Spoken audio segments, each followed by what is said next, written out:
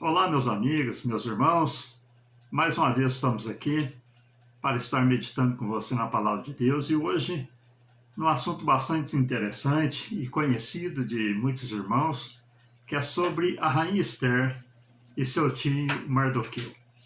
Nós sabemos que eles estavam cativos na Pérsia, juntamente com o seu povo, e naquele quadro onde a rainha Esther ela já tinha se casado com o rei Assuero, nós vemos agora que Naamã, ele sendo exaltado pelo rei, todos, quando Amã passava, se dobravam diante de Amã.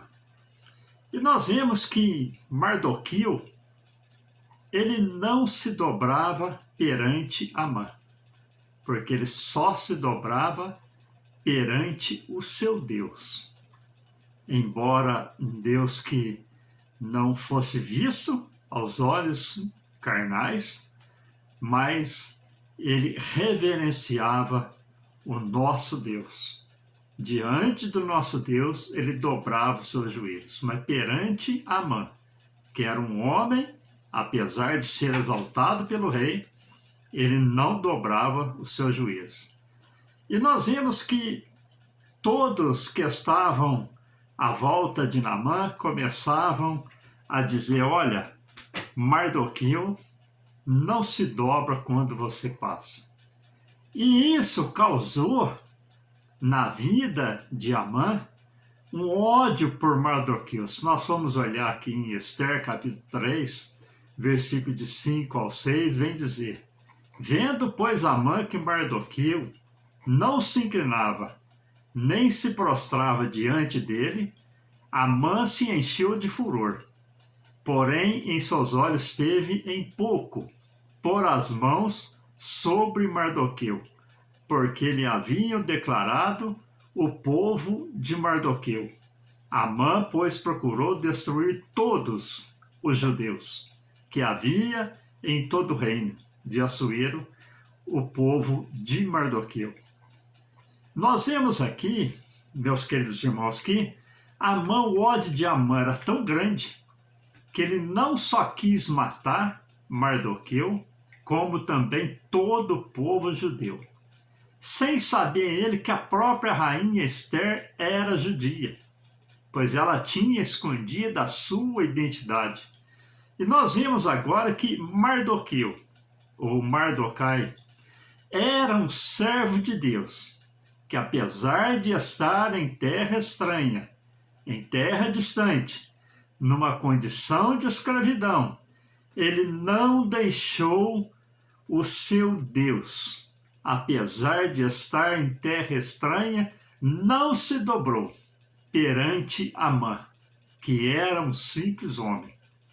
Nós vemos aqui que Amã, ele irando com Mardoqueu, intentou matá-lo, como eu disse, não somente ele, mas a todos os judeus.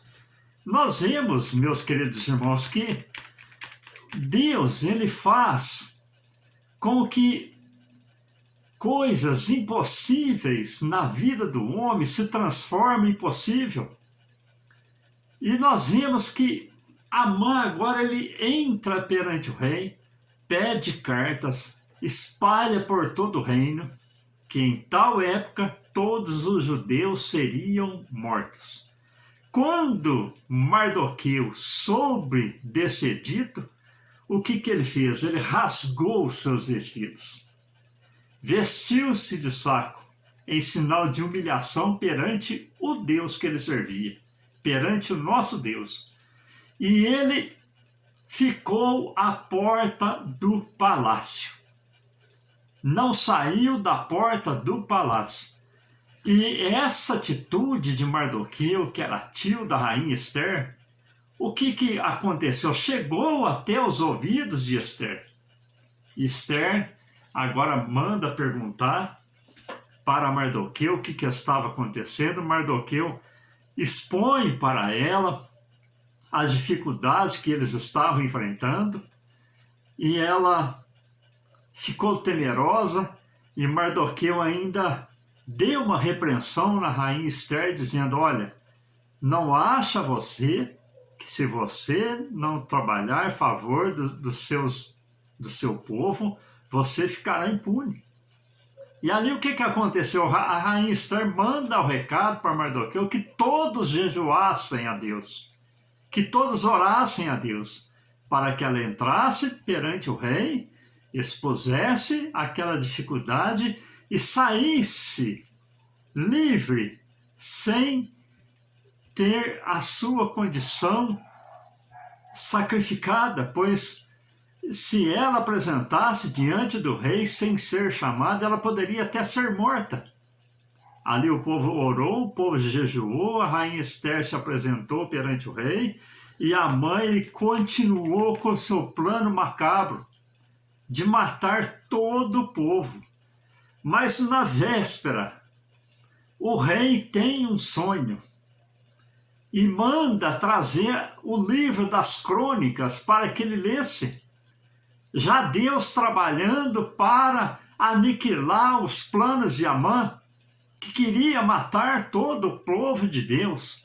E nós vemos agora, meus queridos irmãos, que ele começa a ler o livro das crônicas e ele vê que tal dia teve uma conspiração contra o rei e que Mardoqueu revelou aquele plano, e aquele plano lá era para matar o rei. E aquele plano lá foi desfeito, e agora o rei agora pergunta para os seus servos: o que foi feito a esse homem pelo ato de bondade que ele fez? E os seus servos disseram: nada. E de repente o rei chama a rainha Esther, aceita ali o convite que ela tinha feito para que ele fosse almoçar com ela, e de repente o rei estando com a rainha, o rei agora vê entrando Naamã. E quando o rei vê entrando Naamã, o rei chama Amã e diz: olha, Amã, o que se fará ao homem que o rei se agrada? E ali Amã agora, achando que estava com a sua condição mais elevada ainda, que o rei iria exaltá-lo mais ainda, agora Amã diz para o rei: olha, que pegue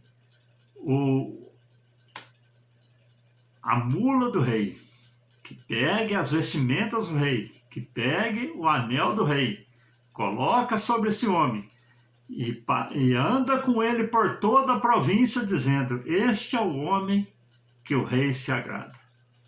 E ali, quando o próprio Amã dá esta palavra para o rei agora dá ordem para Amã, para pegar os seus vestidos, pegar a sua montaria, pegar o seu anel, colocar sobre Mardoqueu, aquele em que ele estava perseguindo, e andar por toda a cidade.